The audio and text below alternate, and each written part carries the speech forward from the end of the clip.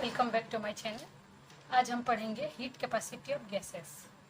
Heat capacity of gas is defined as the heat required to raise its temperature through 1 degree.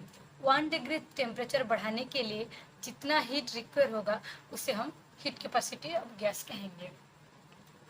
और heat capacity of gas को C से भी denote करते हैं और इसे एक्सप्रेस करेंगे dQ/dt। इधर dQ है infinitesimally small amount of heat absorb by the gas, मतलब बहुत ही कम अमाउंट के हीट गैस एब्जॉर्ब करता है। एंड dt है इंक्रीजिंग टेम्परेचर। नेक्स्ट देखेंगे specific heat capacity. Specific heat capacity is defined as the quantity of heat required to rise the temperature of 1 gram of substance through 1 degree Celsius। 1 ग्राम के substance के temperature 1 degree Celsius हम बढ़ाने के लिए जितना heat require करेंगे उसे हम स्पेसिफिक हीट कैपेसिटी कहेंगे। स्पेसिफिक क्या गया है तो कितने ग्राम में कितना डिग्री, मतलब 1 ग्राम में 1 डिग्री स्पेसिफाई किया होगा। Next molar heat capacity.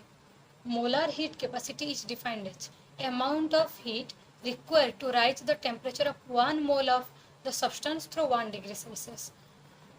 1 मोल सब्सटेंस के 1 डिग्री सेल्सियस टेम्परेचर हम बढ़ाने के लिए जितना हीट रिक्वायर करेंगे उसे मोलर हीट कैपेसिटी कहेंगे। मोलर हीट लिखा है तो 1 मोल सब्सटेंस के हीट बढ़ाना है 1 degree Celsius. Molar heat capacity and specific heat capacity के बीच का एक रिलेशन है जो कि है molar heat capacity equal to specific heat capacity into molar mass. Heat capacity depends करेगा कुछ कंडीशन पे जहाँ हीट एब्जॉर्ब होगा। हीट कहाँ एब्जॉर्ब होगा, एक है कांस्टेंट वॉल्यूम पे और कांस्टेंट प्रेशर पे, जो कि है कांस्टेंट वॉल्यूम है Cv और कांस्टेंट प्रेशर है Cp। पहले देखते हैं heat capacity at constant volume. If heat is absorb at constant volume it is called specific heat at constant volume, जो कि है Cv। तो उसका फॉर्मूला हो जाएगा Cv equal to dQ/dt constant volume पे। The heat capacity at constant volume is equal to rate of change of kinetic energy at constant volume. Constant volume पे heat capacity क्या होगा, rate of change of kinetic energy at constant volume, मतलब यह kinetic energy rate of change हो जाता है तो bye dt हो जाता है, तो यह है एट कांस्टेंट वॉल्यूम पे rate of change of kinetic energy. हमें पता है kinetic energy equal to 3/2 RT, तो Cv इक्वल टू हो जाएगा d/dt और ek के जगह पे 3/2 RT हो जाएगा एट कांस्टेंट वॉल्यूम। जब डेरिवेशन हो जाएगा तो 3/2 ये कांस्टेंट है बाहर आ जाएगा, r भी यूनिवर्सल कांस्टेंट है बाहर आ जाएगा, तो dt/dt 1 हो जाएगा, तो टोटल रह जाएगा 3/2 R। तो R का वैल्यू जब 3/2 से मल्टीप्लाई करेंगे निकलेगा 12.48 joule kelvin inverse mole inverse. तो ये बात ट्रू होगा किसके लिए, मोनोएटॉमिक गैस के लिए, जो कि है helium, neon, argon. But for diatomic gases और polyatomic gases heat supply change होगा, क्योंकि उधर रोटेशन और वाइब्रेशनल मोशन भी होता है ट्रांसलेशनल मोशन के साथ। ये मोनोएटॉमिक्स में सिर्फ ट्रांसलेशनल मोशन हो रहा था, तो इधर और 2 मोशन ऐड हो जाएगा तो 1 डिग्री टेम्परेचर को बढ़ाने के लिए ज़्यादा हीट रिक्वायर करेगा, तो उसका molar heat capacity at constant volume पे थोड़ा ज़्यादा हीट रिक्वायर करेगा, जो कि हो जाएगा 3/2 R प्लस x। वहाँ सिर्फ हो रहा था 3/2 R, इधर प्लस x ऐड हो जाएगा। इधर x है increase in volume due to rotation and vibration of molecule. अब देखेंगे heat capacity at constant pressure. If heat is absorb at constant pressure it is called specific heat at constant pressure Cp, जो कि है Cp equal to dQ/dt at constant pressure. dQ क्या है, dt क्या है, हमने तो पहले देख लिया था।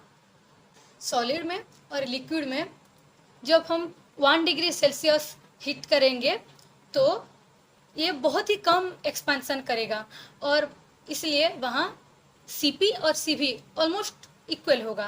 पर गैसेस में ऐसा नहीं होगा, Cp बड़ा होगा Cv से, क्योंकि वहाँ वॉल्यूम की एक्सपांसन होने के लिए एनर्जी रिक्वायर करेगा और वर्क डन के लिए भी एनर्जी रिक्वायर करेगा, इसलिए Cp बड़ा हो जाएगा Cv से।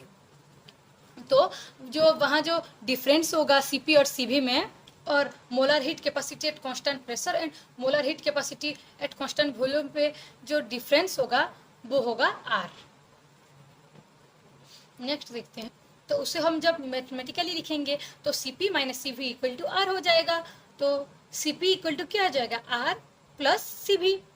Cv इक्वल टू हमें पता है 3/2R, तो Cp इक्वल टू हो जाएगा 3/2R प्लस R, जो कि है 5/2R। तो Cp इक्वल टू हो गया 5/2R। जब 5/2 में R के वैल्यू को मल्टीप्लाई करेंगे तो हो जाएगा 20.78 joule kelvin inverse mole inverse. ये है मोनोएटॉमिक गैस के लिए। जब डाइएटॉमिक गैस के लिए और पॉलीएटॉमिक गैस के लिए हम कंसिडर करेंगे तो Cp में थोड़ा चेंज होगा, जो कि होगा 5/2R प्लस X। इधर X होगा increase in pressure due to rotation and vibration of molecules. Heat capacity ratio, the ratio of Cp and Cv is represented by gamma. तो हीट कैपेसिटी रेशियो जो कि है Cp/Cv है gamma. Gamma monoatomic gases में और diatomic gases में और polyatomic gases में अलग अलग होता है। तो मोनोएटॉमिक गैसेस में गामा का वैल्यू देखते हैं। गामा इक्वल है Cp/Cv। तो मोनोएटॉमिक गैसेस में Cp है 5/2R और Cv है 3/2R, जो कि रेशियो के टर्म में लिख लिए तो ये हो जाएगा 5/3। तो गामा का वैल्यू हो जाएगा 1.66। नेक्स्ट देखते हैं डाइएटॉमिक गैसेस में। डाइएटॉमिक गैसेस में Cp का वैल्यू होता है 5/2R plus X and Cv का वैल्यू होता है 3/2R प्लस X।